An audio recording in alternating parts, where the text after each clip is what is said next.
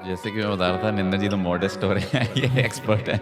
हाँ, मांगलिक जो है उसके अंदर एनर्जी लेवल इतना है, जितने भी बड़े-बड़े काम हैं, जो कलयुग में जो तरक्की करेगा वो शनि और राहु का तरक्की कराते हैं। अच्छा। जितना भी इलेक्ट्रॉनिक्स है वो राहु से रिलेटेड है।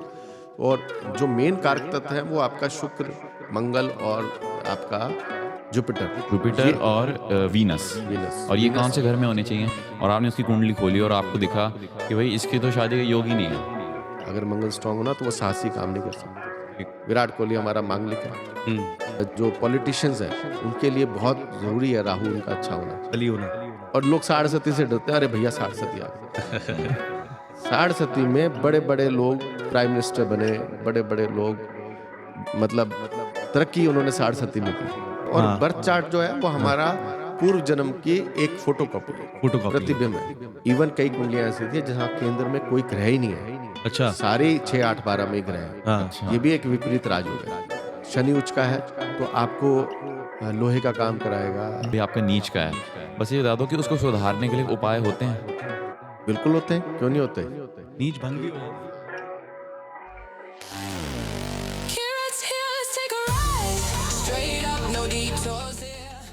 हाँ जी, तो वेलकम सारे आदा जी आया नु स्वागत आपका इस शो में स्ट्रेट अप, जिसमें हम आपने पहले भी देखा होगा पिछले एपिसोड में हम सीधी सीधी बात करते हैं और सवाल पूछते हैं अपने गेस्ट से कि कैसे जो भी उन जिस भी एक्सपर्ट्स के साथ हम बैठते हैं उस लाइन्स के, उन पर्टिकुलर फील्ड्स के, वो कैसे अपनी लाइन के बारे में बताते हैं और कैसे उसमें आगे बढ़ना होता है और वो क्यों इंपॉर्टेंट है हमारी लाइफ्स में, इसके बारे में। तो आज हमारे साथ बहुत ही खास गेस्ट एक आए हैं, मिस्टर नरिंदर सिंह, जो कि एक एस्ट्रोलॉजी में एक्सपर्ट हैं और पिछले 20 ईयर्स से भी ऊपर से एक्सपर्ट रहे हैं। इनके जो एस्ट्रोलॉजी के क्लाइंट्स हैं उनके मतलब नाम तो नहीं लेना चाहिए, बट ये समझ लो आप कि वो हज़ारों करोड़ों के मालिक हैं आज की डेट में। और कैसे मिस्टर नरिंदर सिंह के थ्रू उन्होंने अपनी लाइफ्स बदली हैं। तो आज हम इस एपिसोड के थ्रू जानेंगे कि एस्ट्रोलॉजी कैसे आपकी लाइफ बदलने में सहायक हो सकता है। क्यों जी? तो वेलकम मिस्टर नरिंदर जी। पहले तो मैं तुम यंग जनरेशन को ये वेलकम करता हूँ कि तुम इन चीज़ों की जो क्यूरियोसिटी है, जो तुम जानना चाहते हो और बेसिक को जानना चाहते हो कि बेसिक ये चीज़ें क्यों बनी हैं। तो ये क्यूरियोसिटी जब जन्म लेती है तभी आदमी इसकी तह तक भी पहुंच पाता है। तो मैं आपको बता देता हूँ आज के कि मैं एस्ट्रोलॉजी में सबसे बिगनर हूँ यहाँ पे बैठा हुआ। ठीक है, मिस्टर नरिंदर सिंह तो एक्सपर्ट हैं ही, आपको जैसे उन्होंने बता दिया। नरिंदर जी बहुत मतलब कई सालों से मैं अभी एक्सपर्ट हैं। बीच में टोकता हूँ कि एस्ट्रोलॉजी में एक्सपर्ट नहीं हो सकता आदमी। अच्छा। ये शास्त्र इतना अद्भुत है, इतना जितना पढ़ो, जितना इसको काम करो, इसको रोज पढ़ना पड़ता है। रोज इसमें नई नई इन्वेंशंस होती हैं, रोज आपको नई नई चीज़ें नज़र आती हैं। एक कोई भी 700 करोड़ लोग हैं इस धरती पे, 700 से 800 करोड़। उन 700-800 करोड़ की जो कुंडली है किसी से मैच नहीं करती। तो एक कुंडली में कितने हजार योग होते हैं। हाँ। तो ना एक्सपर्ट तो कहना बहुत ही मतलब होगा कि हाँ, इवन मैं खुद अभी लर्नर हूँ। मैं अभी खुद इसको वो कर रहा हूँ। दूसरी बात ह्यूमिलिटी है इधर। हाँ, ये तो आप मॉडेस्ट हो रहे हो। हाँ, नहीं, दूसरी बात ये है कि अभी किरत ने बोला कि कई लोग बहुत मतलब मेरे पास आए, पैसा उन्होंने बहुत कमाया। मेरे पास आए, उन्होंने उनके जो प्लैनेट थे वो उन्होंने उनको बनाना था, मैंने कुछ नहीं बनाया। बट आपने उनको हेल्प तो करा। आप जरिया बन गए। अगर 1000 करोड़ बनाना होता या 500 की याद कुछ बना, सबसे पहले मैं अपने आप को बना लेता। हाँ। है ना। तो सबसे पहले बात क्या है कि जो प्लैनेट जिसके पास है, एस्ट्रोलॉजी ये सिखाती है कि उन प्लैनेट का हमको 100% यूज कैसे करना है, हमें उनकी क्या हेल्प लेनी है। हर कुंडली में प्रॉब्लम्स होती हैं। राजा महाराजा या बहुत बड़े बड़े लर्नर, सबकी कुंडली में कहीं ना कहीं प्रॉब्लम आती है।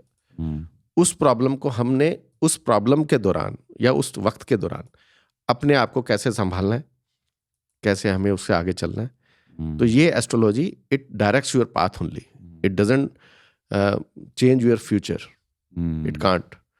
ये आपका पाथ बताती है और आप अपने प्लेनेट के थ्रू उस पाथ को अपनाते हो। कहाँ आपको चुप रहना है, कहाँ आपको बोलना है, कहाँ आपको तेज चलना है, कहाँ आपको रुकना है, ये एस्ट्रोलॉजी सिखाती है। और जो इसको अपना लेता है वो बहुत आगे निकल जाता है फिर। और आगे ले जाने वाले जो हैं उसके अपने बर्थ के प्लैनेट होते हैं। तो यही एस्ट्रोलॉजी है अभी।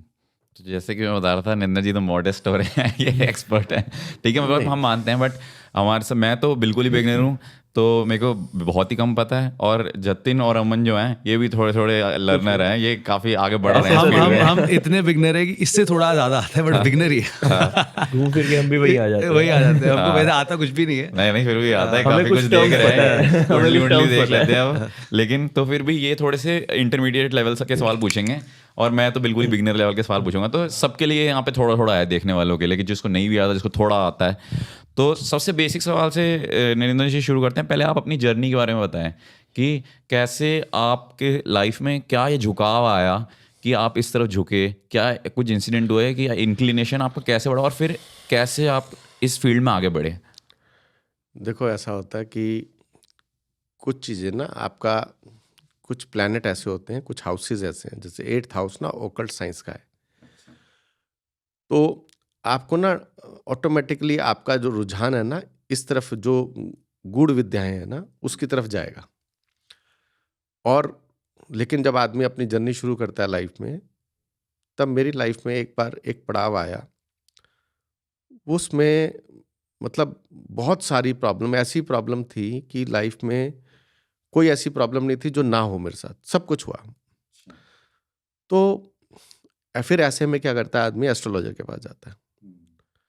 तो मैं एस्ट्रोलॉजर के पास गया, तो उसमें से मुझे मैक्सिमम, एक एस्ट्रोलॉजर को छोड़कर मैक्सिमम मुझे एस्ट्रोलॉजर ऐसे मिले जिनको बेसिक तो पता था, लेकिन वो मुझे उन्होंने और परेशान कर दिया। बजाय उन्होंने मुझे कुछ समझाने के, या उन्होंने और परेशान कर दिया, जिसकी वजह से मैं बड़ा परेशान हुआ। और जो एक एस्ट्रोलॉजर थे, उन्होंने मुझे, उनका टाइम होता था सुबह 7 से 12 बजे तक, तो उन्होंने मुझे, मैं गया 12:30 बजे, तो उन्होंने कहा कि नहीं तुम, उनकी वाइफ ने कहा नहीं वो पंडित जी अब नहीं देखेंगे, तो उन्होंने कहा नहीं इनको आने दो। मैं गया तो उन्होंने मुझे बिठाया, उन्होंने कहा कि ये लो बुक, ये तुम पढ़ो, तुम इसको पढ़ भी सकते हो, कर भी सकते हो। तो मैंने पढ़ना स्टार्ट किया, और फिर जब पढ़ना स्टार्ट किया तो फिर काफ़ी देर इंटरेस्ट पहले से था, तो डेवलप हो गया। फिर ये जर्नी यहाँ से मेरी स्टार्ट हुई, और चीज़ें जब मैं पढ़ने लगा तब मैंने देखा कि कितनी खुली किताब है ये, किसी के जीवन को कितने अच्छी तरह से आदमी देख पाता है कि आपके क्या क्या आप कर सकते हो।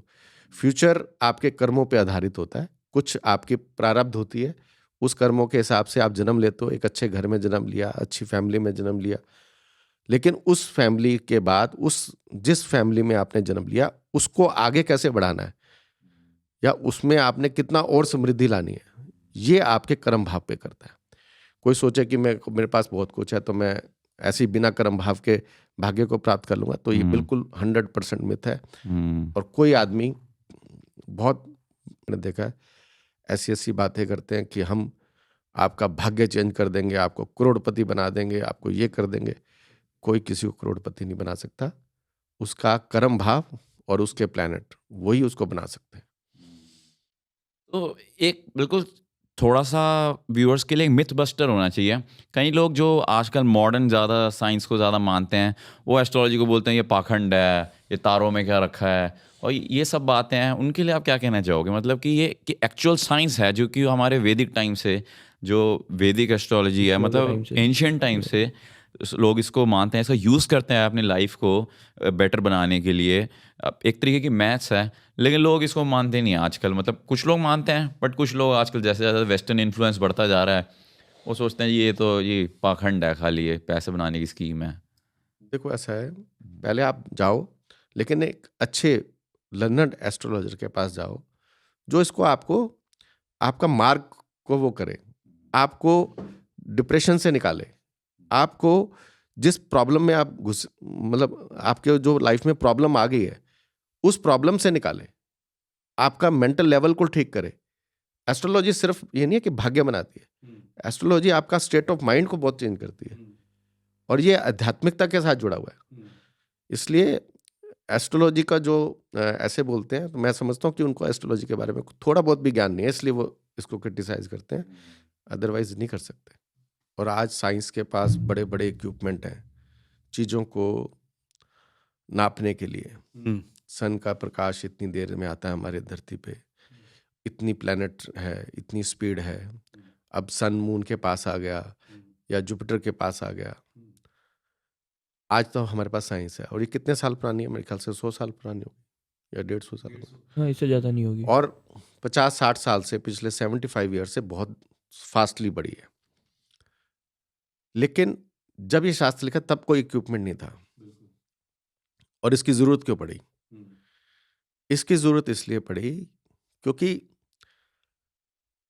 सतयुग, द्वापर, त्रेता, इन युगों में ना बहुत ऋषि होते थे, ऐसे महान ऋषि। और इतने पुरुष जो होते थे या स्त्रियां जो होती थी, इतनी आध्यात्मिक तौर पे इतनी सॉलिड होते थे कि उनके मुंह से जो वचन निकलता था या वो सत्य होता था। और ऋषि ऐसे होते थे जो आपकी दिव्य दृष्टि से इस जन्म को क्या, आपके पिछले जन्मों का भी बता देते थे। तो उस टाइम एज क्या होती थी? 1000 साल, 500 साल, 200 साल। कलयुग में एज है 100 साल। वो भी कोई भाग्यवान होगा जो 100 साल जीता है।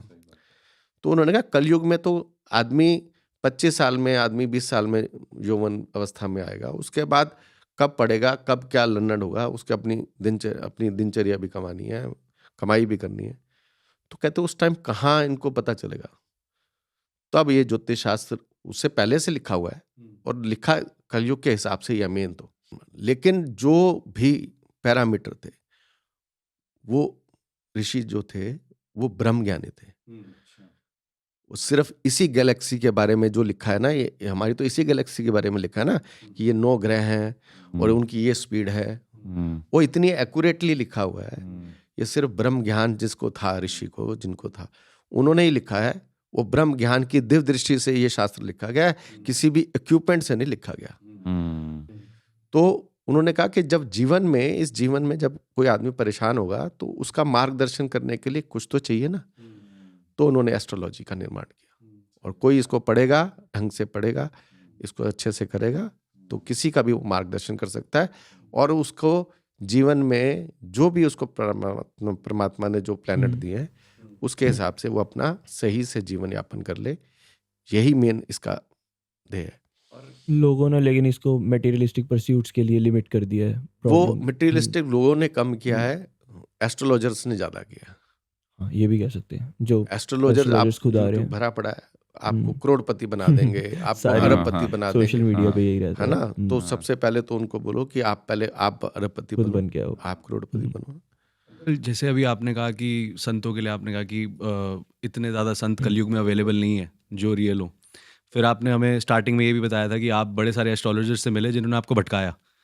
तो कलयुग में जैसे आपने बोला कि एस्ट्रोलॉजी इज़ अ टूल ताकि लोग अपनी मदद कर पाएँ, तो एक आम बंदा अपने लिए एक अच्छा एस्ट्रोलॉजर कैसे खोजे? अच्छा एस्ट्रोलॉजर का एक ही मतलब होगा, पहले तो वो आपको ज़्यादा ना, देखो पाठ पूजा से बहुत चीज़ें हमारी ठीक होती हैं, कर्म कांड से भी होती हैं, लेकिन उनसे सबसे पहले आपको अपना जो भी प्लैनेट आपका जिम्मेदार है उस टाइम, वो एस्ट्रोलॉजर बताएगा, जो भी प्लैनेट आपका उस टाइम परेशानी का जिम्मेदार है, उसके अकॉर्डिंग आपको अपने दिनचर्या में आपका जो बिहेवियर है, आपको वहां पे कर्म भाव में चेंज लाना पड़ेगा। अगर आप उपाय करते रहो, आप पूजा करते रहो, आप जो भी वो करते रहो, और आपने कर्म भाव में चेंज नहीं लाया, तो कुछ भी करते रहो, कुछ नहीं होने वाला। फिर लोग कहते हैं कि हमारे को फायदा नहीं हुआ। अरे फायदा कैसे होगा? आप, एक बच्चा है छोटा सा, 10 साल का बच्चा है, तो उसको अपने पिता से ना कोई चीज चाहिए, तो वो क्या करेगा, और उसको पता है मेरा पिता पूरा सामर्थ्य है देने में, वो जिद कर लेगा पूरी तरह, उसको वो पीछे पड़ जाएगा अपने, कहेगा जी मुझे तो चाहिए। उसको पता है कि उसका कॉन्फिडेंस लेवल इतना हाई होता है कि वो अपने पिता को मना लेता है और कहता है, और मेरे पिता ने हाँ कर दी तो मुझे मिल जाएगा। अब हम जब परमात्मा के पास जाते हैं ना, परमात्मा की भक्ति करते हैं या परमात्मा के आगे प्रार्थना करते हैं या अरदास करते हैं, तो हमारे अंदर कभी भी 100% कॉन्फिडेंस नहीं होता कि परमात्मा हमें दे देगा। हमारे सबकॉन्शियस माइंड में एक मिथ चलता रहता है, पता नहीं होगा या नहीं होगा। तो ये जो भाव है ना, और ये विश्वास अगर नहीं 100% हो develop जाए तो वो चीज़ एक्चुअल में हो जाती है। तो हम उस भाव के साथ, हम्म। आप जो भी एस्ट्रोलॉजर बताए या कोई गुरु भी बताए आपको, तो आप उसके अकॉर्डिंग पूरा भाव डेवलप करना है। और भाव एक दिन में नहीं आता, भाव आता है जिसको भी मानते हो आप, जिसको भी मानते हो उसके लिए। जब आपका भाव, आपके आंसू निकलने लग जाएंगे ना, आपका दिल करेगा कि मैं उठ के भागूं, उससे मिलना है, आज मुझे जाना है वहां पर, गुरुद्वारे जाना है, मंदिर जाना है, या मेरे को घर पे ही बैठ के करना है, घर पे या कहीं भी हो आप उसको याद करने लग जाओगे, तो कोई ऐसी चीज नहीं है कि जो आपको, आपकी समस्या को हल ना करे। तो आपकी समस्या हल भी होगी और आपका वो मुश्किल वाला पीरियड भी निकल जाएगा। और अंकल, मेरा दूसरा इसका सवाल इससे रिलेटेड ये था, जैसे कीरत ने स्टार्टिंग में पूछा, कई लोग बिल्कुल नकारते हैं एस्ट्रोलॉजी को और कई लोग सीख करते हैं कि हमें कोई अच्छा एस्ट्रोलॉजर मिल जाए, हमें हल दे दे। तो ये भी भाग्य का हिस्सा होता है कि कैसा बंदा, उसके जैसे आपने बोला था 8th हाउस एक्टिव होना चाहिए तो एस्ट्रोलॉजी की तरफ रुझान होता है, और एक बंदा सीख कर रहा है और एक बंदा बिल्कुल नकार रहा है, तो ये क्या चार्ट का हिस्सा होता है, होरोस्कोप का हिस्सा होता है? देखो, कभी भी ना एक चीज, एस्ट्रोलॉजी में कभी भी एक चीज ना किसी चीज को पूरक नहीं करती। आपका लगन स्ट्रांग होना चाहिए, आपका जुपिटर अच्छा होना चाहिए, आपका राहु शनि, ये सब मिलकर इनकी पोजीशन जब होती है तब एक एस्ट्रोलॉजर बनता है। अगर राहु आपको बड़ी गुड़ समझ देता है, लोग राहु से डरते हैं, लेकिन राहु जो समझ देता है किसी आदमी को पहचानने की, उसके अंदर तक का पहचानने की, वो राहु जिसका 10th भाव में, कर्म भाव में, वो राहु आपको ऐसी पहचान बना दे, मतलब समझने की शक्ति देता है जो दूसरे प्लेनेट वाले नहीं देते। और ये सारा का मिश्रण बन के ना तब जाके एक एस्ट्रोलॉजर बनता है, तब जाके वो सही ढंग से उस चीज को अच्छे से जान पाता है। और जो लोग कहते हैं कि एस्ट्रोलॉजर अच्छा कैसे पता चले, जैसे आप बता रहे हो, तो एस्ट्रोलॉजर आप जाओगे, उसके पास बैठोगे, पहले तो वो आपको आपकी प्रॉब्लम बताएगा और ईज करेगा, आपको डराएगा नहीं। जैसे आजकल डॉक्टर भी डराते हैं कि भैया तुम्हारे तो फटाफट अब एंजियोग्राफी की, अभी लगा हुआ है तो बताओ नहीं तो अभी स्टंट डल जाएगा, नहीं तो बाद में फिर करना पड़ेगा। तो डराने का काम नहीं है। एस्ट्रोलॉजी परमात्मा ने इसलिए बनाई थी कि लोगों को, जिसका जो ऋषि मुनि नहीं भी है, अगर वो इस विद्या को जानता है तो लोगों को ईज करे, पैसे का माध्यम ना बनाए। आपको पैसा अगर कमाना भी है तो कम से कम पैसे लेकर तुम किसी को अच्छे से राय दो और उसको एक उसके माइंड का संतुलन बनाओ और उसको ऐसी शक्ति भी दो साथ में कि भैया ये थोड़ा सा टाइम पीरियड ऐसा है और अगला पीरियड तुम्हारा बहुत अच्छा आ रहा है, तो ये टाइम को थोड़ा सा आराम से, प्यार से निकाल लो, धैर्य से निकाल लो, पाठ पूजा में निकाल लो, अगला वक्त आएगा तो अपने आप ही ठीक हो जाएगा। और अंकल, जैसे रुझान की जो मैंने बात करी थी, एज अ सीकर ऑल्सो, मतलब कोई अपनी प्रॉब्लम का हल थ्रू एस्ट्रोलॉजी ढूंढेगा, ये भी तो उसके चार्ट में बताया जा सकता है कि ये इसका रुझान, उसको एस्ट्रोलॉजर नहीं बनना, बट वो अपना हल जो है एक एस्ट्रोलॉजर के पास जाएगा। एक तो नकार रहा है, वो कह रहा है यार इनमें मैं मानता ही नहीं इस बात में, एक कह रहा है कि यार may be this might be true. नकार रहा है ना वो अभी प्रॉब्लम में नहीं है। अच्छा, जो आदमी स्वस्थ है वो डॉक्टर के पास क्यों जाएगा? ये बात भी सही है। उसको जो आदमी को बिल्कुल ठीक ठाक है, उसको तू हॉस्पिटल जाके डॉक्टर से चेकअप करा ले, वो क्यों जाएगा डॉक्टर के पास? वो जब प्रॉब्लम आती रूप है, से तो कोई भी ठीक नहीं है आज की डेट में, देखा जाए तो। देखो छोटी मोटी चीजें सब चलती रहती हैं। वो आदमी की विल पावर से आदमी चलता है। जब लाइफ में, हर लाइफ में ऐसा एक टाइम वक्त जरूर आता है, चाहे वो राजा हो, चाहे महाराजा हो, चाहे आम आदमी हो, सबकी लाइफ में, क्योंकि चक्र है, प्लैनेट मूव करते हैं हमेशा। एक प्लैनेट एक जगह बहुत अच्छा है तो एक जगह जाके वो खराब भी हो जाता है।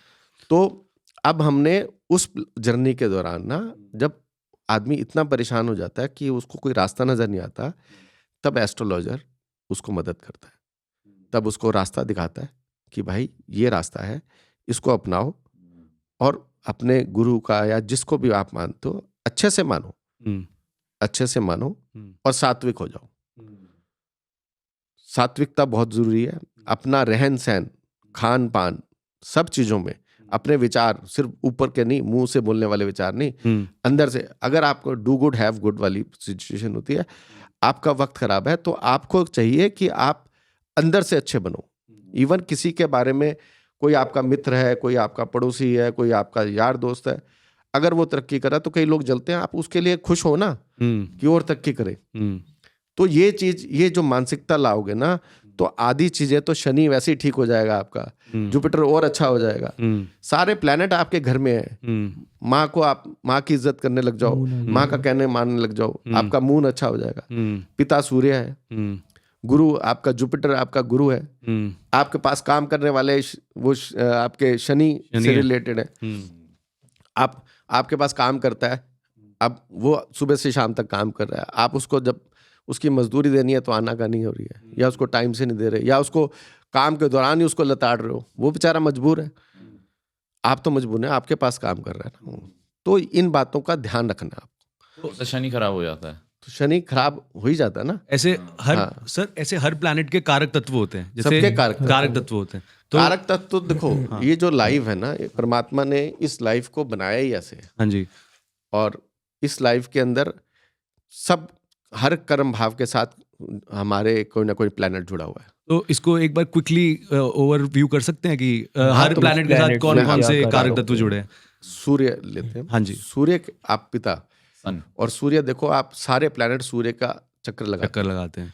कुंडली के अंदर जब सूर्य अच्छा होता है तो आपकी बहुत सी प्रॉब्लम को खत्म कर, क्योंकि सूर्य एक आत्मा का आत्मी शक्ति इतनी देता है, आपकी विल पावर को स्ट्रांग करता है। तो सूर्य जब अच्छा है तो आपकी काफी चीजें ठीक हो जाती। फिर मून तो मन है, मन ही आपका कंट्रोल नहीं है, तो कैसे करोगे आप? जब आपका मन किया कि आप आदमी जा रहा है अपने काम पर, फ्रेंड का फोन आया, चलो यार आज तो घूमने चलते हैं, छोड़ना काम होता रहेगा, हाँ चलो, वहां गाड़ी मोड़ दी, तो आपका मन खराब, आपका काम रह गया। तो मन जो है वो माता आपकी माँ है, माँ के लिए जितना आप उसको आदर दोगे, या माँ तुल्य जितनी भी ओल्ड लेडीज हैं उनको सब आदर से सत्कार करो, तो आपका मून अच्छा हो जाएगा। फिर मंगल है आपका साहस, बल। कंटिन्यू कारक का क्या मतलब होता है, जो मेरे जैसे और कारक का मतलब है कि उस प्लैनेट की वजह से कौन सी चीज आपकी ठीक होगी। अच्छा, सिग्निफिकेंट क्या करता है वो? है ना? अच्छा, तो अब मंगल है, अब जिसका मंगल वीक है उसमें साहस कारक हो गया ना। अच्छा, तो मंगल साहस का कारक है, मतलब साहस उसका कारक हिम्मत। हो गया। हाँ, हिम्मत। हाँ, किसी भी काम को कितने जोश से मिलते हो। जो अच्छा। अब लोग मांगलिक से एक से भड़क जाते हैं कि भाई मांगलिक, अरे भैया मांगलिक कोई दोष नहीं है। हाँ, मांगलिक जो है उसके अंदर एनर्जी लेवल इतना है, जितने भी बड़े बड़े काम है, बड़े बड़े, आप देखोगे इतना बड़ा पुल कैसे बन गया। आपने कभी देखा है जो इतने बड़े बड़े पुल जो दुबई में जो टावर बना है, बुर्ज जो खलीफा बना है, आप देखो उसमें जो आप सोच के देखो, जो सब पे टॉप में जब वो लगाया होगा, 300 फुट पे जब काम किया होगा, जिस वो मजदूरों का कैसा साहस होगा। 100% वो मंगल उनका स्ट्रांग होगा। अगर मंगल स्ट्रांग होना तो वो साहसी काम नहीं कर सकते। तो मंगल आपका साहस का कारक है। मंगल है तो बड़े बड़े जितने भी आपको, विराट कोहली हमारा मांगलिक है, कितना उनका तो मंगल मेरे ख्याल नीच का भी है। मंगल वो नीच भंग सब हो जाता है, सब हो जाता है। तो उसके पे अभी बात करते हैं। हाँ, वो उसको तो इसलिए ना, अब इसके बाद मंगल के बाद आएगा राहु एक छाया ग्रह है। राहु को समझना बड़ा मुश्किल है, लेकिन ये कई जगह बहुत अच्छा काम करता है, और अगर अपने अच्छे प्रभाव में है तो बहुत बढ़िया काम करता है। आपको बहुत अच्छी समझ देता है, गूढ़ विद्याओं को अंदर तक जाने की विद्या देता है राहु। हाँ, और जो पॉलिटिशियंस हैं उनके लिए बहुत जरूरी है राहु उनका अच्छा होना, बली होना। हाँ, अगर अच्छा नहीं है तो वो अच्छे पॉलिटिशियन नहीं बन सकते, क्योंकि राहु आपको एक ऐसी बुद्धि देता है जो आदमी को बहुत अंदर तक पहचान जाता है। 2-3 मुलाकात में वो बता देगा कि हाँ ये किस तरह का आदमी है, किससे क्या लेना है। तो पॉलिटिशियन का दायरा बहुत बड़ा होता है, तो उनका राहु बहुत अच्छे, जो राहु वाले हैं वो बहुत अच्छे पॉलिटिशियन भी बनते हैं। फिर जुपिटर है, जुपिटर जो है वो गुरु है, तो बिना गुरु तो इस जन्म में कोई माने कोई आदमी का अस्तित्व ही नहीं है, क्योंकि हमारा जो जन्म हुआ है, आदमी का, मनुष्य का जन्म हुआ है, वो है मोक्ष प्राप्ति। मेन ध्येय इसका Prime जो goal है, जो है। प्राइम जो है वो है मोक्ष का प्राप्ति, और बिना गुरु के मोक्ष नहीं मिल सकता। हम जो मंदिर गुरुद्वारे यहाँ जाके आप हम पाठ पूजा करते हैं, वो हमारे को एक माहौल पैदा करते हैं, हमारे अंदर एक शौक पैदा करते हैं कि हमें परमात्मा से मिलना है, हमें परमात्मा को मिलना है। परमात्मा के हम गुणगान करते हैं, उनकी साखियां बताते हैं कि देखो परमात्मा ने, गुरुओं ने क्या क्या किया, और ऐसी ऐसी प्रॉब्लम में कैसे कैसे, तो हमारे अंदर एक शौक पैदा होता है, उनके बारे में जानने को मिलता है। लेकिन मंदिर गुरुद्वारे जाने से आपको परमात्मा मोक्ष नहीं मिलता, आपको गुरु चाहिए। तो गुरु की महत्ता तो इस कुंडली में, जन्म में बहुत जबरदस्त है। गुरु के बाद शनि आता है। ये गुरु जो है, जो प्लेनेट है, ये वही गुरु है जैसे हमारे जो गुरु होते हैं? गुरु तो प्लेनेट है, तत्व है, गुरु तत्व। गुरु से हमें मतलब है कि जो प्लेनेट है ना, गुरु की महत्ता बता रहा हूँ। अच्छा, गुरु हमारी कुंडली में क्या करता है? बट वही गुरु जो है वो गुरु दिलाने में भी हेल्प करता है। बिल्कुल करता है। अच्छा, गुरु ये भी दिलाता है, शनि भी दिलवाता है। अच्छा, हाँ, लेकिन आप गुरु को कितना फॉलो करोगे, इसके लिए गुरु बहुत करता है। ठीक है ना? और वो फिर आगे का चैप्टर है, उसमें हम विस्तार से बात करना ना। अभी वो शनि का बता रहे थे आप। अब शनि जो है, शनि हमारा कर्म प्रधान है। जैसा आप करोगे उसका फल एकदम आपके पीछे लगा देगा। परमात्मा ने ना, मतलब हर 1+1 मैनेजर 2 बनाए, है। सारे मैनेजर बनाए हाँ कि आप काम करो, और लोग साढ़े से डरते हैं, अरे भैया साढ़े आ गए। साढ़े में बड़े बड़े लोग प्राइम मिनिस्टर बने, बड़े बड़े लोग, मतलब तरक्की उन्होंने साढ़े में की। साढ़े से वो डरे जिसके कर्म खराब है। शनि ने उनको अच्छा फल दिया। एक बेसिक बंदे के लिए जीवन में धोखाधड़ी, और जो जीवन में मतलब शॉर्टकट अपनाते हैं, अपने लेबर को तंग करते हैं, अपने से नीचे वाला, हर आदमी के नीचे उसको नीचा दिखाते हैं, है ना? तो शनि बिगड़ जाता है। कर्मों का फल दिया, जैसे कर्म करे अपने वैसा माता भोग पिता लिया। का ध्यान नहीं रखते, या जो भी उसके कर्तव्य हैं उनकी पूर्ति नहीं करता वो, तो वहां पे शनि खराब करता है। और जैसे साढ़े आती है, वो पूरा हिसाब लेता है, आ जाओ बेटा अब हिसाब देंगे, अब तुम्हारा हिसाब करते हैं। और ये 7:30 आती कब है? साढ़े आती है चंद्रमा से। हम देखते हैं जब चंद्रमा से जो भी प्लैनेट होता है, जब आपका वो प्लैनेट आपका 12वें घर में आता है, तो आपकी साढ़े शुरू हो जाती है। 12वें घर मतलब मून से पिछले घर में जब आता हाँ, है। जैसे से अभी चल रही है एरीज और पाइसिस की एंड चल रही है, एरीज की शुरू हुई है। हाँ, अभी मेष राशि पे चल रहा है। मेष राशि पे 12वें घर में शनि है। हाँ जी। मीन राशि का लगन में है, और कुंभ का सेकंड हाउस में। कुंभ की खत्म होने वाली है। कुंभ की खत्म होने वाली है अभी 1 साल 1.5 साल, जैसे शनि चेंज होगा। लेकिन शनि से घबराने की बिल्कुल जरूरत नहीं है। शनि क्या करता है, आपका ओवरऑल इतना अच्छा चेंज करता है। जो शनि में धैर्य रख के चलते हैं, कुछ नहीं कहती साढ़े। आपके अगर कर्म ठीक है, कुछ नहीं कहती। और फिर हम इस जीवन में आए क्या है, अपने कर्मों का हिसाब करने आए ना। तो यही तो सोच है, यही तो एस्ट्रोलॉजी बताती है कि अपने कर्मों का जो हिसाब देना है वो हंसते हंसते दो। ये एस्ट्रोलॉजर बताएगा। और एस्ट्रोलॉजर सिर्फ आपको बाहरमुखी नहीं करेगा, अंतर्मुखी करेगा। बाहरमुखी का मतलब आपको फालतू के कर्म कांडों में फंसा देगा, बारों में ये कर दो वो कर दो। अरे भाई, जिसको जो करना है वो करो ना। आप अपना आचरण सही रखो, अपना खान पान सही रखो, अपना व्यवहार सही रखो, आपका शनि बहुत अच्छा है। कोई घबराने की जरूरत नहीं है। आपका इतना बड़ा कर्म होगा ना, जो वो इतना रह जाएगा।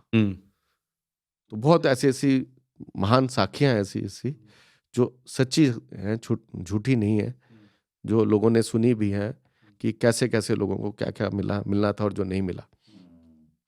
तो ये शनि के बाद बुध आता है।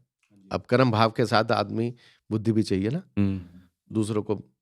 तो बुद्धि आती है, तो वो बुध आपको बुद्धि प्रदान करता है। तो बुध से हम देखते हैं कि बुध कैसे देखेगा, मतलब कैसे आदमी कितना बुद्धिमान है, कितना उसको अपना यूज करता है अपने लाइफ में। फिर केतु आता है। केतु आध्यात्मिकता का बहुत आपको मोक्ष दिलाता है। ठीक है ना? केतु बहुत अच्छा प्लैनेट है। 12वें घर में, चौथे घर में केतु आपको मोक्ष दिलाएगा। फिर वीनस आएगा। जो वीनस है वो लग्जरी देता है लाइफ में। आदमी कर्म भाव सब चीजें अच्छी है तो लग्जरी आपको मिलती है। बहुत अच्छी चीजों में आपको अच्छी गाड़ियां दिलाएगा, अच्छे घर दिलाएगा, आपकी भाषा बहुत सुंदर होगी, आपका शरीर बहुत सुंदर कर देगा आपका। और उसको अगर सही ढंग से इस्तेमाल किया आपने, शुक्र को सही ढंग से यूज किया तो आपको बहुत ऊपर लेके जाएगा। ज़्यादा शुक्र खराब हो जाए तो आप व्यसन में पड़ जाओगे, गलत आचरण में चले जाओगे, तो वहाँ शुक्र खराब हो जाता है। फिर वो शुक्र आपको जो देना भी होता है वो भी नहीं देता। तो ये तो हम खराब करते एस्ट्रोलॉजी हैं। जो है ना, मेन है कि आपको एक सीमित दायरे में बांधती है। हर प्लेनेट आपको एक सीमित दायरे में बांधता है। अगर आप सीमित दायरे में रहते हो तो आपको किसी एस्ट्रोलॉजर की जरूरत नहीं है, किसी को भी जरूरत नहीं है। आप घर में रह के अपने, असल में astrology is a part of the, हमारे जो शास्त्र हैं उसका ये पार्ट है। ज्योतिष शास्त्र, ज्योतिष शास्त्र जो है ये उससे रिलेटेड है। ये कोई, और ये कोई भविष्य बताने, भविष्य वक्ता नहीं है कि एस्ट्रोलॉजी से हम बताएंगे तो कब अमीर होगा, कब क्या होगा। ये आपको समृद्धि दिलाता है। समृद्धि का मतलब है, एक पैसे वाला आदमी समृद्ध नहीं हो सकता। एक पैसे वाले के पास अगर विवेक भी है, उसके पास एक अच्छा खाने पाने का पूरा हिसाब किताब भी है, और वो दूसरों की हेल्प भी करता है, और उसको वो परमात्मा को मानने वाला भी है, डरने वाला भी है, ये समृद्धि है। जिनके पास पैसा बहुत है वो समृद्धि नहीं है, वो व्यसनों में पड़े हुए हैं। वो अपने पैसे को ऐसा समझ रहे हैं कि बस इससे हम पता नहीं क्या यूज कर लें, कितना इसको हम एंजॉय कर लें, क्या। वो एंजॉयमेंट थोड़े दिनों में आपको इफेक्ट देना शुरू कर देता है, आपके शरीर में इफेक्ट आने शुरू हो जाते हैं। तो समृद्धि और पैसा, और ये दोनों अलग चीजें हैं। एक आदमी अमीर हो सकता है, समृद्ध नहीं हो सकता। समृद्धि कैसे होगी? समृद्धि सिर्फ आपके प्लेनेट से होगी। हर प्लेनेट का एक आपको ना पूरा आध्यात्मिक एक उसमें परिधि में बांधता है कि आपने, और एक ऐसा अगर हमने अगर सूर्य ठीक कर लिया, हम गुरु के आचरण में, गुरु के सानिध्य में रहने लग गए, हम अपनी माँ का रिस्पेक्ट करने लग गए, हमारे पास जो काम कर रहे हैं, जिनको हम परमात्मा ने हमें इतनी सामर्थ्य दिया कि हम कुछ लोग रख सके अपने काम करने, हम उनको अच्छा कर रहे हैं। हमें कुछ पैसा दिया तो हम उससे समाज का कल्याण कर रहे हैं। अगर उसके बाद फिर जो ये सारी चीजें हमारी इतनी ऑटोमेटिकली ठीक हो जाती हैं। अभी किसी ने मेरे से पूछा, जो बड़े बड़े घराने हैं, बिजनेसमैन जो निरंतर तरक्की कर रहे हैं, टाटा, बिरला, रिलायंस, ये कैसे तरक्की कर रहे हैं? इनकी साढ़े नहीं आती। भाई कैसे आई? आती है, लेकिन भाई इतने बड़े बड़े हॉस्पिटल्स खोले हुए हैं, इतना इतना दान पुण्य होता है, इतना इतना इनका वो चल रहा है। और उनके आचरण भी देखोगे आप, जिनके आचरण बड़े बड़े लोगों थे, जैसे बड़े बड़े नाम नहीं लेंगे, जो देश छोड़ के भाग गए हैं, उनके आचरण थे, तो आज वो कैसे ठोकरे खा रहे हैं? समृद्ध नहीं है, वो अमीर है सिर्फ। हमारे टाटा जी चले गए, वो एक बहुत ही अच्छे इंसान और समृद्ध थे। समृद्ध को इंग्लिश में क्या बोलेंगे? समृद्ध को, हाँ, समृद्ध को हम बोलेंगे कि प्रॉस्परस इन एवरी मैनर। अच्छा, हाँ, not just in money. Not just in money, तो होलिस्टिक तरीके से। हाँ, अच्छा। तो ये इसे कहते हैं समृद्धि, गिव बैक। हाँ। तो सर मतलब मोटा मोटी अगर आप मॉरली, आपका कोड ऑफ कंडक्ट अच्छा है, तो आप इवन इफ यू डोंट, आप एस्ट्रोलॉजी का सहारा नहीं भी लेते, अगर आपका कोड ऑफ कंडक्ट अच्छा है तो आप अपने सारे ग्रह संभाल सकते हो, अगर आप अच्छे इंसान की तरह जी रहे हो, संभले हुए। और आपने ये भी सारे ग्रह मेंशन करे, इनकी ग्रहों की आती है महादशा, और जो आपने कारक तत्व बताए, तो वो जो महादशा जो स्पेसिफिक फेज होता है, जैसे शनि का मेरे ख्याल 19 साल का होता है, तो उस 19 सालों में वो थीम ऑफ लाइफ बन जाता है। वो मैं आपसे समझना चाहूंगा कि महादशा का क्या होता है। हर भाव में ना, हर ये लगन के ऊपर होता है। अच्छा, लगन, जैसे वृषभ लगन में जो शनि है वो आपका भाग्य का मालिक है, और 9वें घर का। हाँ, 9वें घर का मालिक है, और 10वें घर का, 9वें और 10वें का। हाँ। ठीक है।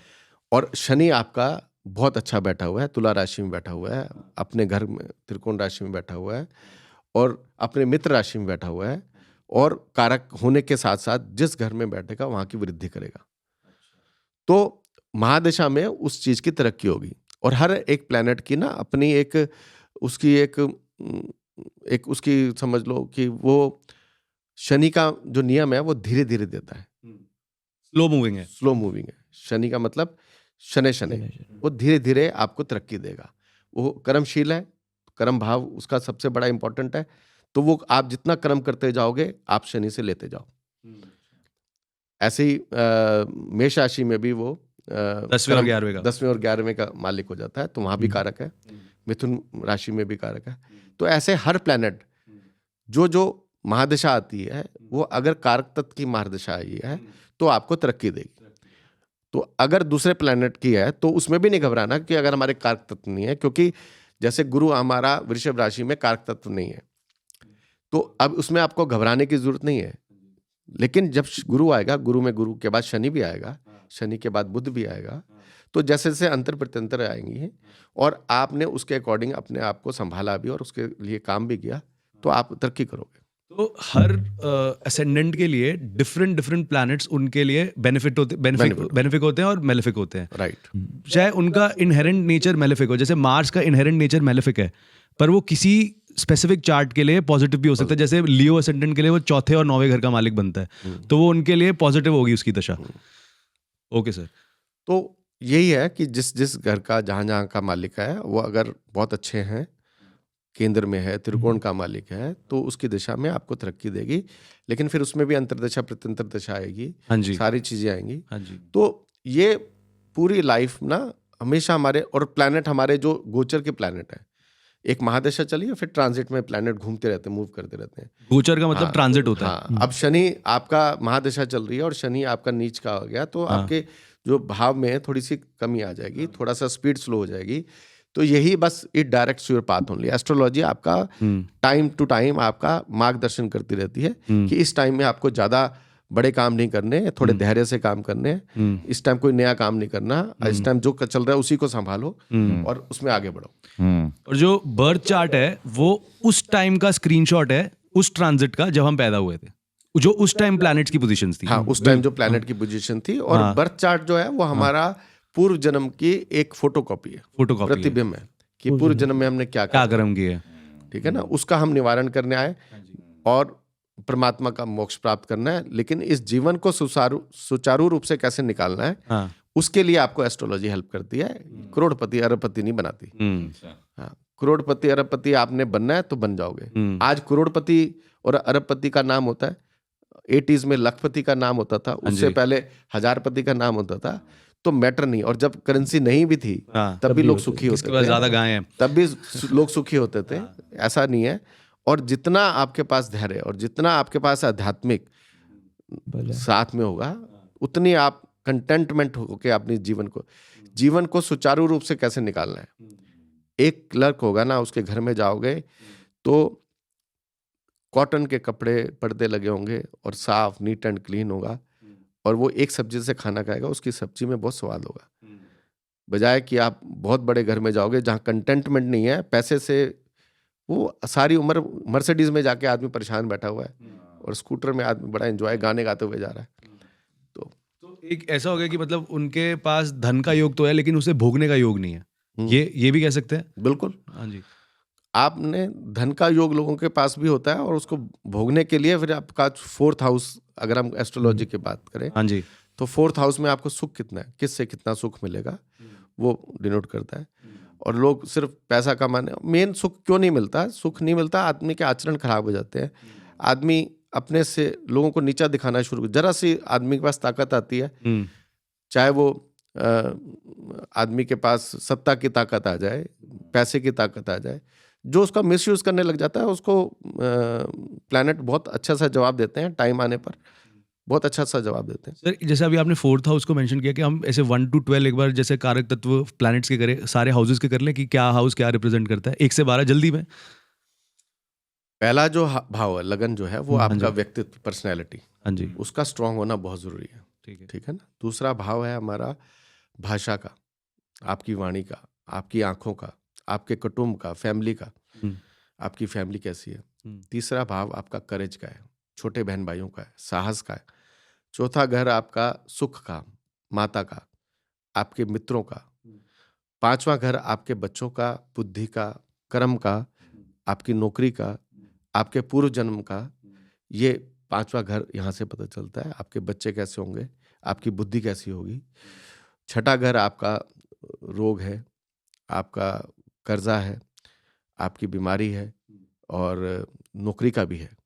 हाँ, क्योंकि हाँ, तो उसके बाद सातवां घर है आपका पार्टनर का है, आपका चाहे वो पार्टनर वाइफ हो, हस्बैंड हो, या आपका कोई बिजनेस पार्टनर हो। अच्छा वो भी 7वां घर, और कर्म का भी है, क्योंकि 10वें से दसम है ही, तो इसका कर्म भाव भी देख, ये कर्म भाव भी है एक तरह से। अष्टम भाव है आपका मृत्यु का, ओकल्ट साइंस का, तो यहाँ पे उससे उससे देखते हैं हम। नवम भाव आपका है भाग्य का, पिता का, गुरु का और धर्म का, और 10वां भाव तो आपका कर्म का है ही, वहाँ से कर्म देखते हैं हम। पिता का भी कहीं है, और 11वां घर हमारा है लाभ का, इनकम का, और 12वां घर हमारा मोक्ष का है खर्चे का है, एक्सपेंडिचर का है, जेल यात्रा का है, हॉस्पिटल का है, किस तरह का कहाँ खर्च करेगा उसका है। तो ये सारे भाव। और ऐसे भी कहते हैं कि छठा और आठवां घर जो होता है अच्छा नहीं होता, ऐसा होता है? छठे आठवें 12वें की कहते हैं, छठे आठवें 12वें। छठे आठवें 12 कोई खराब नहीं होता। हाँ छठे आठवें वो आपकी जब कुंडली हम देखेंगे ना, कोई भी आदमी को एस्ट्रोलॉजर, छठे घर का मालिक अगर अच्छी जगह बैठा है तो हम उसको उस भाव से देखेंगे। कोई भी प्लैनेट को खराब नहीं होता, हाँ जी, कहीं भी का भी प्लैनेट खराब नहीं होता। इवन कई कुंडलियां ऐसी थी जहाँ केंद्र में कोई ग्रह ही नहीं है, अच्छा सारे 6 8 12 में ही ग्रह है। हाँ अच्छा। ये भी एक विपरीत राज हो गया। हाँ, अगर छठे घर का स्वामी अष्टम में बैठ गया, अष्टम का 12वें घर में गया, तो ये विपरीत राज हो राज गया। हो गए। तो आप किसी घर को बुरा नहीं बोल सकते। हाँ आपने अच्छे घरों का भी प्लैनेट अगर कहीं बुरी जगह बैठ गया तो वो अच्छा इफेक्ट नहीं देगा, नीच राशि में बैठ गया तो इफेक्ट नहीं देगा, उसके ऊपर दशा किसी अच्छे बुरे प्लैनेट की दृष्टि आ गई तो नहीं अच्छा पड़ेगा। तो महादशांतर, तो ये सारी चीजें एक लफ्ज में नहीं बयान की जा सकती हाँ। कि छठा घर जनरल अच्छा- स्टेटमेंट नहीं दे हाँ, सकते। जनरल हाँ। स्टेटमेंट नहीं है, हाँ। क्योंकि छठे घर का आदमी वो प्लैनेट देखना हमने कहाँ बैठा है। हाँ। और कभी भी प्रेडिक्शन में हम एक साथ एक टाइम नहीं देखते, हमें उस टाइम का ट्रांजिट टाइम देखना है, महादशा अंतरदशा प्रत्यंतर दशा देखनी है, उस टाइम का हमें उसका जन्म चढ़ा देखना, नवांश देखना है। तो सारी चीजें मिलाकर ही हम उस चीज को प्रेडिक्ट करते हैं और उसका मार्गदर्शन करते हैं। अच्छा, ये अच्छा, जैसे इसमें एक चीज़ होती है, जैसे हर प्लैनेट एक पर्टिकुलर घर में एग्जॉल्टेड होता है, ये राशि में, और या फिर किसी पर्टिकुलर घर में दिग्बल प्राप्त करता है। तो इसमें फ़र्क क्या होता है दिग्बल और एग्जॉल्टेशन चलिए में? पहले थोड़ा सिंपलीफाई करके बता, दिग्बल होता क्या है? हाँ, Directional strength। Directional strength. अच्छा। उसमें उस- क्या होता है, वो ये जब एस्ट्रोलॉजी आदमी पढ़ता है ना, तब के भाव है वो आदमी, अब कि एक प्लैनेट उच्च का है, किसी राशि में वो उच्च का हो जाता उच्च का है, लेकिन उच्च का बैठा है 12वें घर में बैठा है, या 11वें घर में बैठा है, या 12वें घर में बैठा है, या छठे घर में, तो उसके हिसाब से ना वो उसका हिसाब किताब करेगा, ठीक है ना। और उच्च का है तो वो अच्छा फल देगा आपको कुंडली में ना। है। तो शनि उच्च का है तो आपको लोहे का काम कराएगा, आपको राजनीति कराएगा, आपको पेट्रोलियम का काम कराएगा। और जिस भाव में जहाँ से कभी भी इसी एक जो बात है, उच्च के प्लैनेट अच्छा प्रभाव देते हैं। अगर आप केंद्र में बैठे हैं, त्रिकोण में बैठे हैं, तो और अच्छा भाव देते हैं।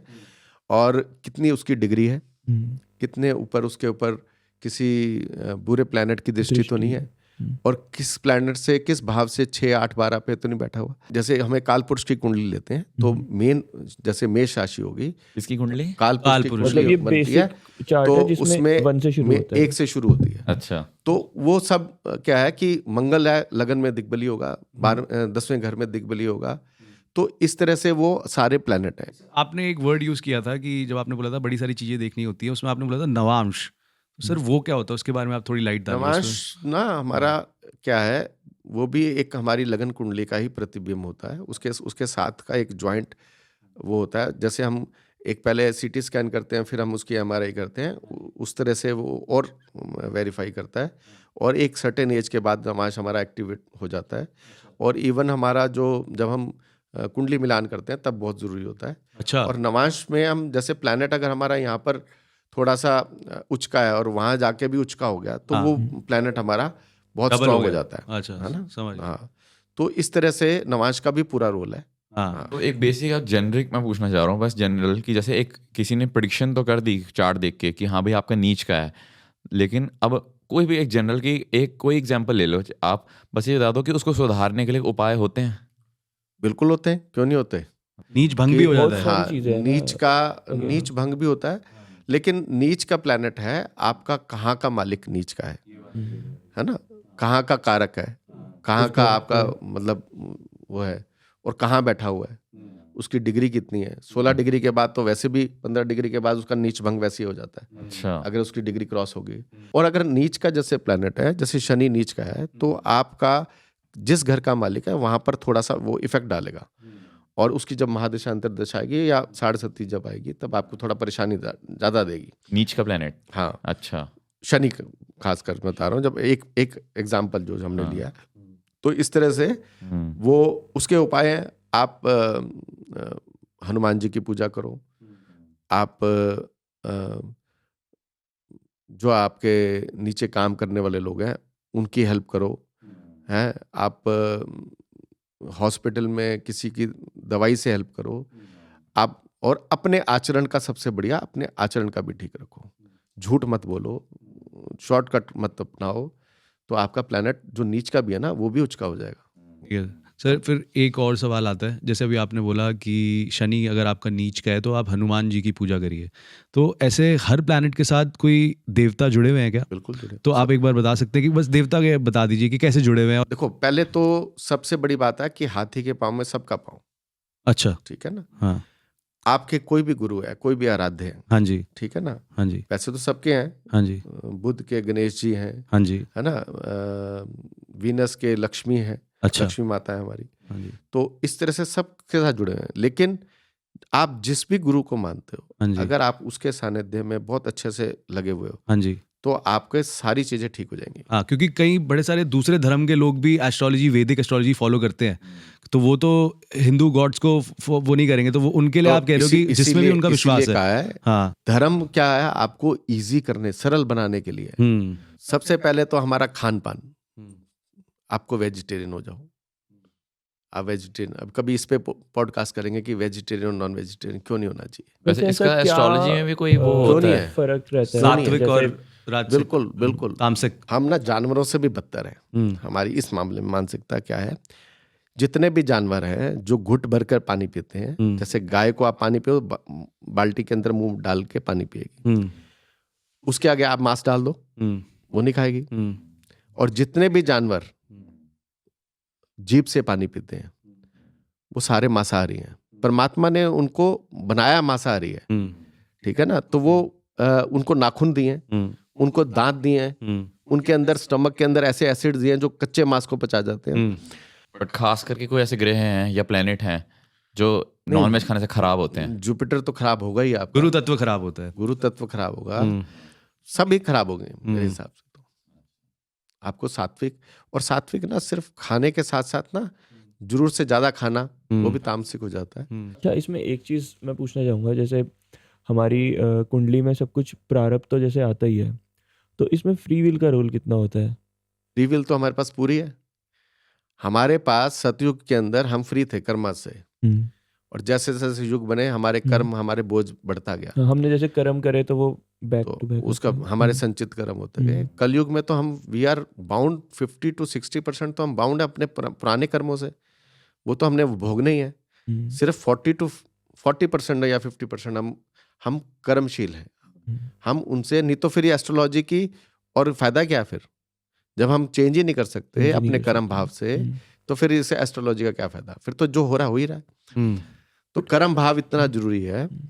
हम फ्री हैं कर्म भाव, लेकिन उस कर्म भाव को जगाने के लिए हमें गुरु तत्व चाहिए होता है। हमारे जिन लोगों ने, जिन ऋषि मुनियों ने हमारा इतना अपना ब्रह्म ज्ञान प्राप्त किया, उन्होंने वो ग्रंथ लिख दिए, तो हमें वो पढ़े और उसके ज्ञान से हम अपना कर्म जो है ना, कर्म अपना प्रारब्ध भी अपनी ठीक करें, अपना अगला कर्म भी ठीक करें, और अपने गुरु तत्व को लेकर अपना मोक्ष की प्राप्ति भी करें। और सर, ये जो ब्रह्मज्ञानी होते हैं, ये प्लैनेट्स के प्रभाव से मुक्त होते हैं? बिल्कुल मुक्त होते हैं। मुक्त होते हैं। इनको नहीं, मुक्त क्या है, मतलब जैसे एक नॉर्मल बंदे को प्लैनेट इफेक्ट करता है। आपको मैं बताता हूँ। हाँ, ये जो काल चक्र, ये हमारी जो भूमि है ना,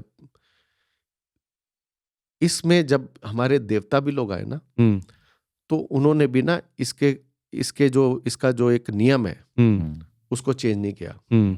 उसका एग्जाम्पल है आपके पास, रामचंद्र जी आए, कृष्ण भगवान आए, गुरु गोविंद सिंह जी आए, और कितने देवी देवता जो जो भी हमारी धरती पे आए, उनका आप जीवन देखो, पूरे कष्टों से भरा हुआ है। बिल्कुल बिल्कुल। ठीक है ना? तो वो क्या ठीक नहीं कर सकते थे? वो अपने आप को ठीक नहीं कर सकते थे? उन्होंने यही दिखाया कि यहाँ पर आओ, यहाँ पे अपने कर्म बनाओ भी। कर्म बनाने कैसे है कि वो भी एक अलग टॉपिक है, लेकिन कर्म अपना पिछली प्रारब्ध को काटते हुए गुरु के साथ मिलकर और इस दुनिया को सरलता से कैसे निकालना है। कर्म तो आएंगे, प्रॉब्लम्स तो आएंगी, एस्ट्रोलॉजी एक माध्यम है उसको कैसे उसको टैकल करना है। जैसे जैसे हमने पूछा था कि फ्री विल है या नहीं है, मैं एक हाइपोथेटिकल में आपसे पूछता हूँ कि मान लो मेरे या किसी भी की कुंडली है, एक बंदा है, उसकी मान लो 7th हाउस में अच्छे प्लेनेट हैं कि भाई उसकी वाइफ अच्छी आएगी या ये है, फिर उसके बच्चे वाला कौन सा हाउस होता है? 5th हाउस में भी है कि भाई उसका बेटा आगे जाके ये करेगा। और अब मान लो जैसे अपनी वो फ्री विल का यूज़ करता है, वो बोलता है मैं शादी ही नहीं करता, तो उसकी जो 7th हाउस में जो प्लेनेट थे वो फलित होंगे कि नहीं होंगे? 5th हाउस में प्लेनेट थे, वो तो सारे पड़े रह गए ऐसे ही। देखो, आपको जो भी मैंने बताया कि आप ना 40 से 50% आप फ्री हो, ठीक है ना?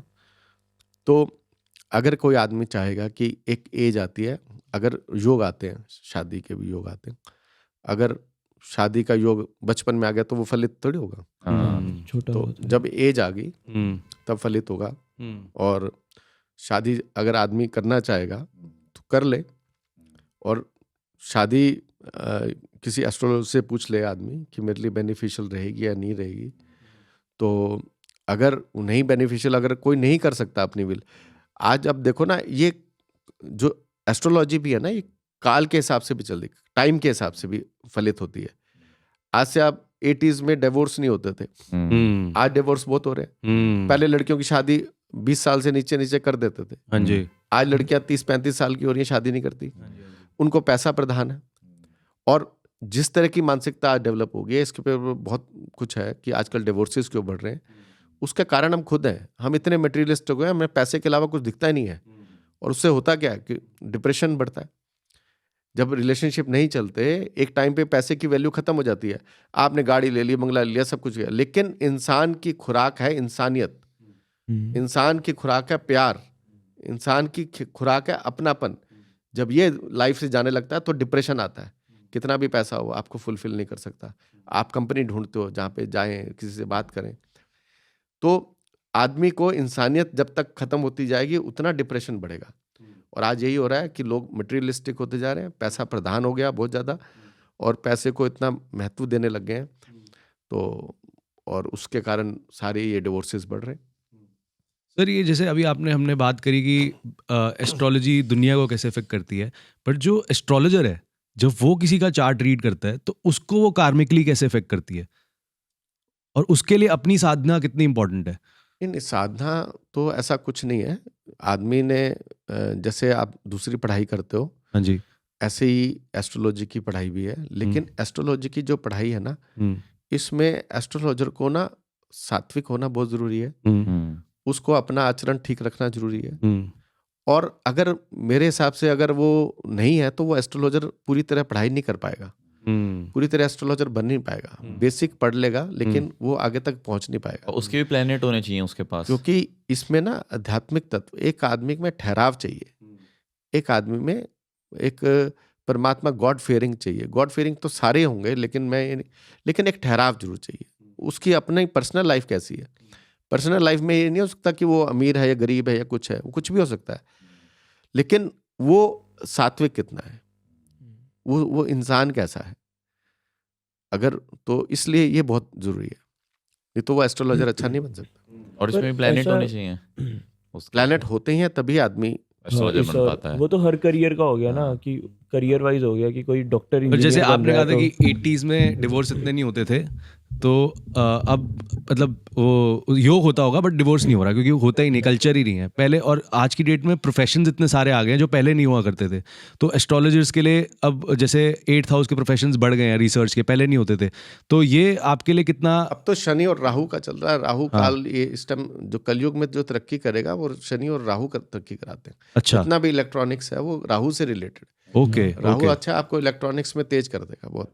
और सही। आप देखो राहु कितना एक्टिव है, हाँ जी और राहु टिकने नहीं देता। हाँ टेक चालू राहु रहता आपको है। मटेरियलिस्टिक इतना गेन दे देगा, लेकिन जहां पर पर्सनल लाइफ आएगी वहां पे खराब करेगा। खराब करेगा। तो ना आप देखो बहुत इलेक्ट्रॉनिकली हम कितना कहाँ से कहाँ पहुंच गए, और पता नहीं कहाँ कहाँ पहुंच चुके हैं, जो अभी तक सामने भी नहीं आए। इतनी ये बात भी रिसर्चेज हो चुकी हैं, हाँ लेकिन इंसानियत के तौर पे जो आज से हम 100 साल पहले थे, वो क्षीण या हो गया। इवन 50 साल पहले भी थे ना, लोग बैठते थे, पड़ोसी का ध्यान वो नहीं रखता था, रिश्तेदार आते थे, खुश होते थे घरों में। एक जब विवाह होता था तो एक यज्ञ होता था। अब तो जाते हैं 4 घंटे में शादी करके आ जाते हैं। तो ये सारी चीजें ना क्या है, ये स्टैंडर्ड्स हैव कम डाउन। हाँ, अभी राहु का टाइम है। तो पॉडकास्ट भी राहु ही चलाता है। बिल्कुल, कैमरा लाइट इंटरनेट माइक है सब ना, राहु अच्छा, के ही राहु कारक का। हैं। हाँ, राहु के पूजा थोड़े करो भाई तो। गेम करो, राहु को बोलो। लेकिन यही ना एस्ट्रोलॉजी सिखाते हैं कि हमने राहु को साथ लेकर भी अच्छी चीजें कैसे करनी है। राहु ऐसा तो नहीं कि राहु नाराज हो जाएगा कि भाई नहीं, कि भाई राहु बोलेगा मुझे तो राहु उच्च का राहु है, और अगर मीन राशि में बैठा है तो गुरु का सानिध्य भी लेगा। तो राहु जो है ना, राहु छाया ग्रह है, जिसके साथ बैठेगा, जिसके प्रभाव में आएगा उस तरह का हो जाएगा। तो ठीक है, हमें वो देखना है, एस्ट्रोलॉजी यही तो गाइड करेगा, और क्या करेगा। अच्छा जैसे अब शादी का मैंने क्वेश्चन पूछा था, तो कोई आप 1-2 कॉम्बिनेशन ऐसे बता दो, मना करना, बस बेसिक ऐसे बता दो, क्योंकि आजकल लोग बहुत ज़्यादा इस पे फोकस्ड हैं कि उनको जानना है। तो कोई 1-2 ऐसे कॉम्बिनेशन बता दो जिससे बंदे की शादी जो है वो अच्छी हो जाए, मतलब उसका पार्टनर अच्छा मिल जाए। या तो ये बता दो कि प्रॉमिस ऑफ मैरिज कैसे देख सकता है एक इंसान की इसकी कुंडली में प्रॉमिस है कि होगी या और अच्छी होगी, या टिकने वाली होगी, या जल्दी होगी, या लेट होगी, कुछ भी। सब कुछ मतलब अरे तीन नए पॉडकास्ट बनेंगे। सबसे पहले मैं आपको शॉर्ट में एक चीज बताता हूँ। आजकल लड़कियों की मानसिकता चेंज हो गई है, शादी नहीं करनी, देर से शादी करनी है। ऐसे ही आदमी का ध्यान है कि अपने वाइफ का ध्यान रखना है, उसकी कुछ बातें इग्नोर करनी है या कुछ करनी है, और अपने कमाई की तरफ ध्यान देना है। आपने बच्चों की जिम्मेदारी उठानी है। आपको घर का बड़े होने की वजह से आपको कई चीज़ों का इग्नोर करना है। जब ये चीज़ें ख़त्म होने लग जाती हैं कि मैं ही हूँ सब कुछ, या वो जब चीज़ें ख़त्म होने लग जाती हैं तो फिर एक ऐसा टकराव होता है कि बस वो फिर सही नहीं होता, जिसका परिणाम डिवोर्सेस। ये आप अगर कुछ ऐसे प्लैनेट बताएं कि जिससे लोगों को, जैसे कुछ जो देख भी रहे हैं वो भी एक बार अपनी कुंडली में चेक कर लें। वैसे तो वो नहीं बता पाएंगे, तो मैं यही सबको बोलूँगा कि एक आपको अच्छे एस्ट्रोलॉजर को कंसल्ट जरूर करना चाहिए। बड़ी बेसिक जैसे लोगों को थोड़ी हम क्यूरियोसिटी होती है कि हम भी देखें कि हमारे कोई वो वाले प्लैनेट है। तो कोई आप 1-2 कॉम्बिनेशन बताओ शादी के लिए। हाँ, शादी के लिए। देखो, शादी का जो कारक तत्व है ना, आदमी की कुंडली में शुक्र और गुरु, ऐसे ही स्त्री की कुंडली में गुरु बहुत महत्व रखता है, शुक्र तो महत्व रखते ही हैं। तो इन दोनों का जितना अच्छे होंगे उतना मैरिड लाइफ आपकी सुखी जाएगी, उतनी मैरिड लाइफ आपकी अच्छी जाएगी। बाकी आपने देखना हर एक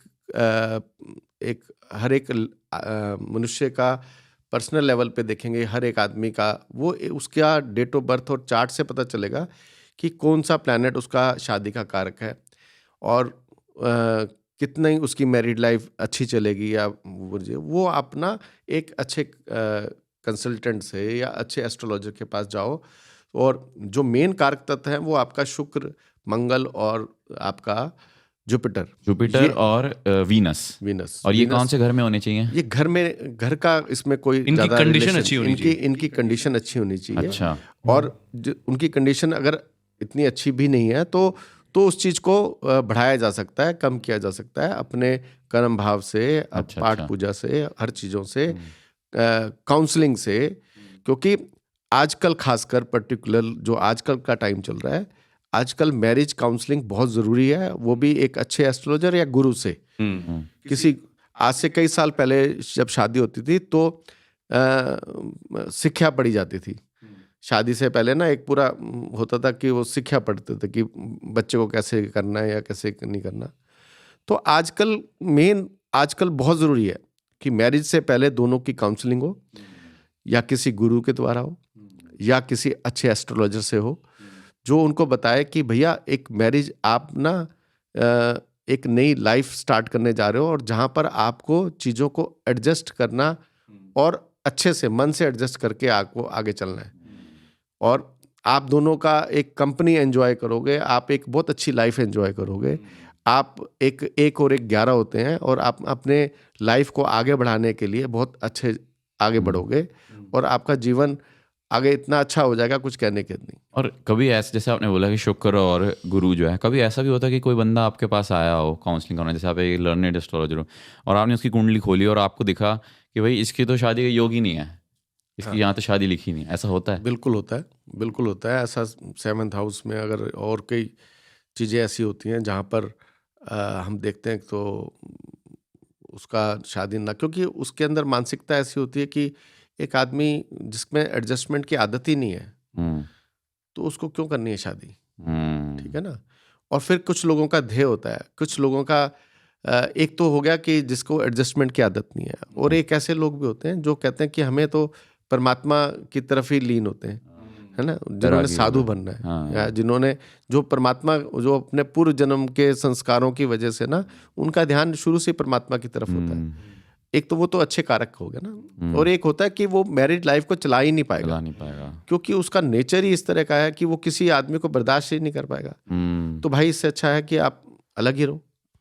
और उसके आप कह रहे थे 7th हाउस में क्या होता है, जैसे आप कह रहे थे एग्जाम्पल? 7th हाउस में प्लैनेट देखने पड़ते हैं, 7th हाउस में कौन सा प्लैनेट है, कैसा है, और वो हर आदमी की कुंडली के हिसाब से होता है। 7th हाउस में प्लैनेट की बात भी नहीं है, कहीं से कोई क्या सी दृष्टि पड़ रही है, चंद्र कुंडली है, लगन कुंडली है, नवांश है, ये सारी चीज़ों का महादशा अंतर्दशा का मिश्रण है। हाँ, सबका मिश्रण है। और इसी तरीके से सेम मैरिज को ले लेते हैं, इसी को मनी में ले लेते हैं। जैसे कई लोग सबसे ज़्यादा आपके पास काम के लिए ही आते होंगे कि हमारा काम कब चलेगा, हमारा पैसा कब आएगा, तो ऐसा भी होता है कि आपने उनकी काम के लिए सबसे पहला, सबसे किसी भी काम चीज़ के लिए भी आपका लगन मजबूत करना सबसे पहले, जो फर्स्ट हाउस है।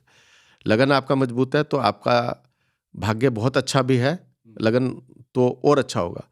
अगर आपका लगन मजबूत नहीं है और भाग्य भी बहुत अच्छा है तो आप उसका भाग्य का पूरा प्राप्ति नहीं होगी जितना, क्योंकि लगन क्या है, लगन आप किसी भी काम को पकड़ते हो उसको पूर्णतः सफलता कैसे हासिल करनी है वो आपको करेज देता है, वो आपको एक आपको हिम्मत और एक आपको ना मतलब उसको उसके लिए आपने जो भी कार्य लिया है उसको पूर्ण करने के लिए आपके अंदर जो एक शक्ति होती है वो बिना पूरा किए आपको तसल्ली नहीं होती। आप उसको पूरा करोगे तभी, आपको एक काम दे दिया आपको तो आप उसको पूरा करके हटोगे। और लगन कमजोर है तो आप बीच में छोड़ दोगे, यार दूसरा करता हूँ या तीसरा करता हूँ या ऐसे करता हूँ या वैसे करता हूँ। तो लगन का मजबूत होना बहुत जरूरी है काम के लिए।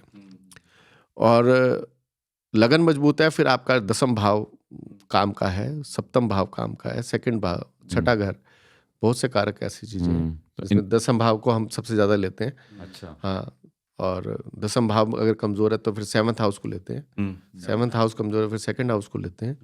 तो और फिर उसमें लिखा होता है कि आपका धनोपार्जन कैसे करना है, ये आदमी कैसे करेगा, बुद्धि से करेगा। तो बुद्धि का अगर मालिक है, पंचम घर का मालिक आपका 2nd हाउस में बैठ गया तो आदमी कई बार प्रोफेसर है, वाणी से पैसा कमाएगा, और इस तरह से चीज़ों का काउंट होता है। पॉडकास्ट का क्या कारक होता है? पॉडकास्ट का तो राहु है ही है। सर जैसे फर्स्ट हाउस सेल्फ का होता है, और जैसे आपने बोला दूसरे लोगों के जो कंसर्न हो जाती है वो 7वां घर से देखा जाएगा उसको? 4th हाउस से भी देखते हैं, 4th हाउस से भी देखते हैं, बोथ हाउसेस से देखते हैं। अच्छा। और 11वें से फिर क्या देखा जाता है? जैसे 11वें घर से आपका लाभ देखा जाता है। लाभ तो मतलब circles गेन्स? वगैरह आपको भी देखा कितना इनकम होगा, जो भी आप कार्य करोगे, जो भी आप काम करोगे, उससे आपको कितनी इनकम जनरेट होगी, कितना क्या होगा, वो 7th हाउस 11th हाउस से 11th हाउस से आपके बड़े भाई का भी देखते हैं। अच्छा। हाँ, बड़े भाई बहनों का भी देखते हैं। छोटे भाई बहन होगा 3rd हाउस से, Third house। 3rd हाउस, ठीक है। तो जैसे एक तो हो गया कि जो बंदा स्पिरिचुअल है वो तो इन सबको ओवरकम कर जाएगा, बट जो अभी शुरू कर रहा है तो कोई वो अपने को प्लेनेट को ऐसे इसीलिए करेक्ट तो कर सकता एस्ट्रोलॉजी है ना। हाँ। एस्ट्रोलॉजी इसीलिए तो है। तो जो हमारे इतने बड़े बड़े ऋषि मुनि हैं उन्होंने अपना एक्सपीरियंस ही तो धर्मशास्त्र लिखे हैं, हाँ। है ना। तो जिन्होंने और जो उनको पढ़ते हैं वो उनकी चीज़ों को पढ़ के ज्ञान हासिल करते हैं। तो फिर जो लोग प्रॉब्लम में हैं तभी तो लिखे थे कि इसको पढ़ो और प्रॉब्लम को सॉल्व करो। हर आदमी एस्ट्रोलॉजर नहीं बन सकता ना। तो हर आदमी जब प्रॉब्लम में आता है, जैसे एक एस्ट्रोलॉजर को अगर कोई बीमार होता है तो वो डॉक्टर के पास जाता जी। है ना। तो फिर तो ऐसे हर चीज़ का एक एक्सपर्ट है हर चीज़ का एक वो है। तो आदमी बीमार होगा तो डॉक्टर के पास जाएगा, किसी ने अपना घर बनाना है तो आर्किटेक्ट के पास जाएगा, तो ऐसे ही एक्सपर्ट के पास जाएगा आदमी। तो जो उसका एक्सपर्ट होगा उसी के पास जाएगा, तो वहाँ से उसको सोल्यूशन भी मिलेगा। तो अगर किसी को शुरू करना है तो वो कौन सी बुक पढ़ सकता है आज की डेट में, या कहाँ से शुरू आप करें? अपने प्लैनेट को पढ़ो। प्लैनेट पहले आप कितने प्लैनेट हैं, उनके नाम, वो किस राशि में उनका घर है, किस राशि के मंगल जैसे मेष राशि वृश्चिक राशि का में अपने घर का होता है, कौन से उसके घर होते हैं। फिर लगन कुंडली क्या होती है, लगन कुंडली में भाव कौन से होते हैं, कौन सा भाव में क्या कारक है, वो पढ़ो। पढ़ते जाओगे, ऐसे करते जाओगे तो ऐसे स्टार्ट हो जाएगा। हाँ। लेकिन उसके बाद जो आदमी का एक्सपीरियंस है, जब आप कुंडली देखोगे सही ढंग से समझ तभी आएगा जब आप कुंडली देखोगे, और ये एक्सपीरियंस से ही आता है। एकदम बुक किताबें पढ़कर कोई भी एस्ट्रोलॉजर नहीं पढ़ता, इस पे निरंतर आपको शोध करना पड़ता है। चलो, thank you so much Narendra ji, आप हमारे साथ अपने टाइम आपने निकाला और हमारे साथ बैठे। Thank you. And I hope लोग भी इससे बहुत बहुत फ़ायदा उठाएं। हमने तो उठाया ही है, लोग भी उठाएं। नहीं, goes viral आप तीनों का जो ये है ना, जिस चीज़ को लेके इतनी उत्सुकता रहती है चीज़ों को पढ़ने की और जानने की, ये बहुत अच्छी बात है। और इसी से ज्ञान बढ़ता है, इसी से ही आदमी आगे बढ़ता है। बिल्कुल। तो God bless you. Thank you so much.